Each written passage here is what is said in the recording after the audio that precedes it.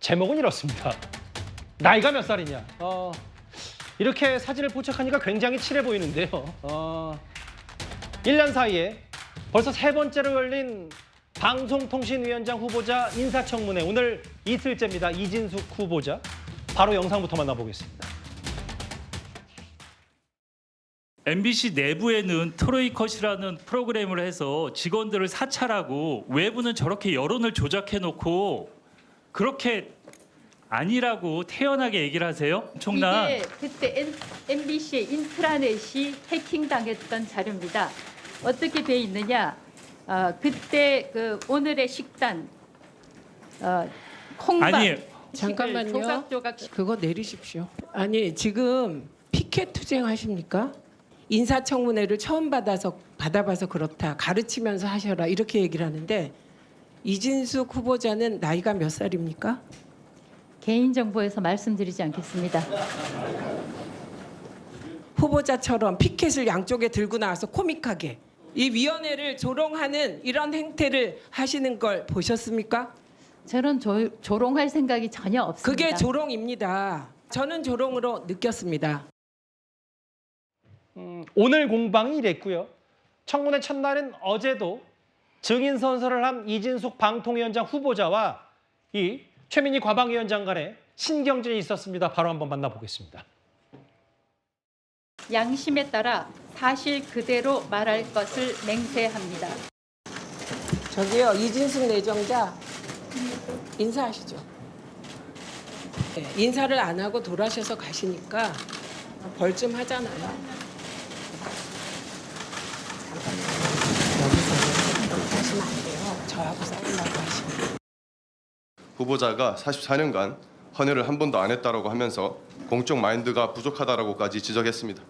헌혈과 방통위원장 직무 수행이 무슨 관계가 있는지 묻고 싶습니다. 눈썹 문신을 했습니다. 문신을 한 지 6개월이 지나면 헌혈을 못 한다고 그렇게.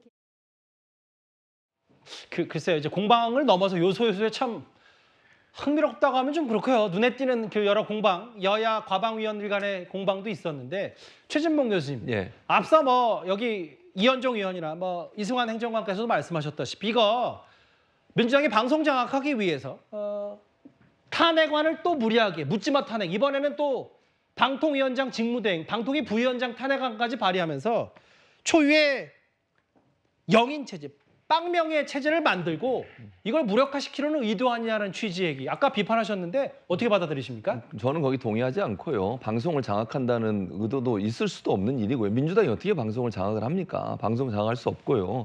지금 이제 가장 논란이 되는 게 박문진이나 KBS 이사 선임과 관련된 문제인데 이게 지금 2인 체제로 계속 일들을 처리하고 있잖아요. 민주당 입장에서는 2인 체제도 불법이라고 보고 있어요.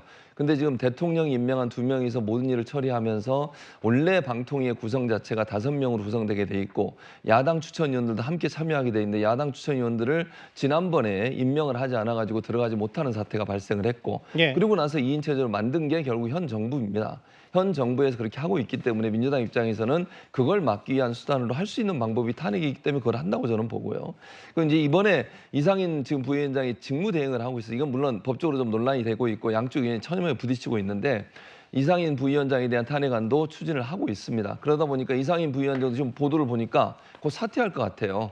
그러니까 이제 대통령실은 국회 탄핵 추진하면 사퇴로 맞받고 계속 그런 방법이 계속 반복되고 있는 겁니다. 지금. 예. 그래서 지금 청문회가 3번째 이루어지고 있는 건데 그런데 이제 또 대통령실이 이렇게 할 거예요. 이상인 부위원장이 만약에 사퇴를 하게 되면 그 자리는 원래 위원장 자리가 아니고 상임위원 자리이기 때문에 청문회 없이 바로 임명이 가능해요. 그럼 대통령이 또 임명할 겁니다. 그럼 또 한 명 체제가 될 거고요. 이진숙 이제 위원장이 청문회에서 뭐 채택이 안 되더라도 또 임명이 가능할 거니까 예. 그렇게 되면 또 2명을 만들 거예요. 그럼 또 탄핵 추진할 겁니다.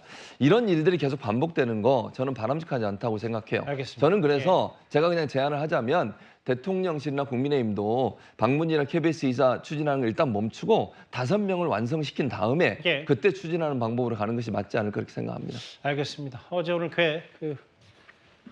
글쎄요, 이진숙 방통위원장 후보자의 청문회 얘기 눈에 띄는 장면들이 많아서 핵심 내용 짚어봤습니다.